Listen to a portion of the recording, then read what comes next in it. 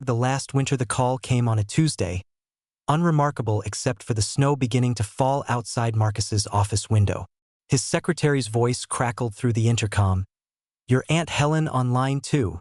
Marcus hadn't spoken to anyone from his father's side of the family in 8 years. His hand hesitated over the blinking button.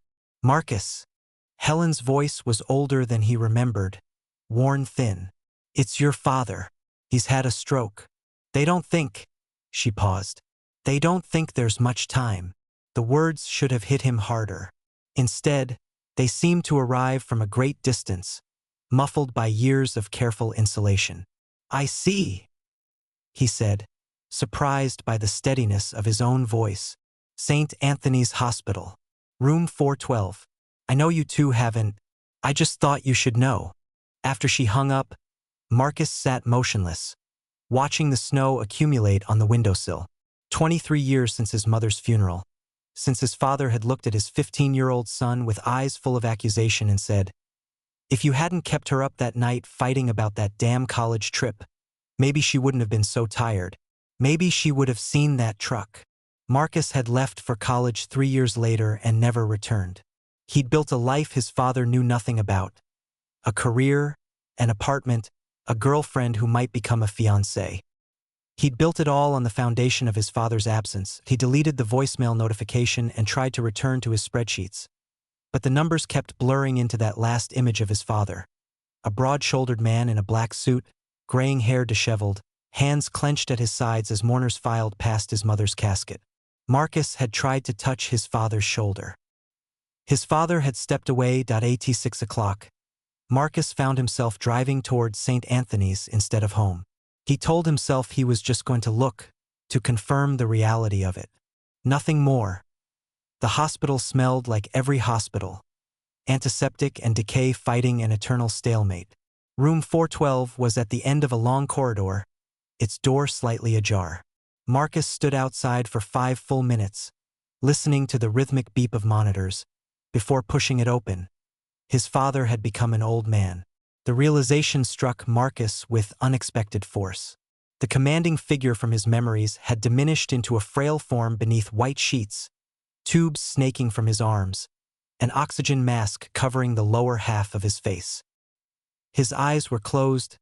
Marcus moved to leave, relieved and guilty in equal measure. "Marcus!" The voice was a whisper, but it stopped him cold. His father's eyes were open now, clouded but focused on his face. "Dad." The word felt foreign in his mouth. For a long moment, they simply looked at each other across the chasm of years. His father's hand moved slightly on the sheets, trembling with effort. "Thought you wouldn't come," his father managed, each word clearly a struggle. "I wasn't sure I would." His father's eyes closed, and Marcus thought he'd fallen back asleep. "Then, the things I said, after your mother." A long pause. No excuse. Marcus felt something crack in his chest, something he'd kept frozen for years. "You blamed me." "No." His father's eyes opened again, urgent. "Blamed myself. Blamed God. Blamed everything. You were just there. Looked so much like her." His breathing was labored. "Every time I saw you, I saw her. Couldn't bear it. Easier to push you away. Easier." Marcus repeated, the word bitter. "Not easier. Coward's way." His father's hand moved again, reaching. "Lost her. Then lost you. Threw you away." A tear tracked down his weathered face. "I'm sorry. So sorry." Marcus stood frozen, years of rehearsed anger suddenly inadequate. He'd imagined this conversation countless times. His righteous fury, his father's inadequate excuses. But he'd never imagined this. A broken old man weeping, taking responsibility, asking for nothing. Slowly, Marcus reached out and took his father's hand. It felt papery and cold. "Tell me about her," his father whispered. "Your girl." Helen mentioned. So Marcus talked. About Sarah, about his work, about the life he'd built.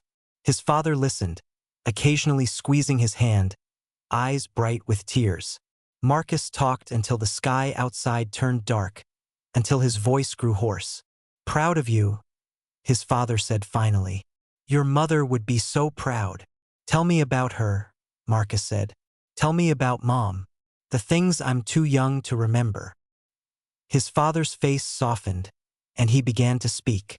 Stories of courtship, of early marriage, of Marcus as a baby. Stories Marcus had never heard. The monitors beeped steadily, marking time as father and son talked through the night, racing against the clock neither acknowledged. When Helen arrived the next morning with coffee, she found Marcus asleep in the chair beside the bed, his hands still clasped in his father's. His father was awake, watching his son's face with an expression of wonder, as if seeing him for the first time, or perhaps the last. But not, Helen thought, too late. Not quite too late. Outside, the snow had stopped, and the winter sun was rising.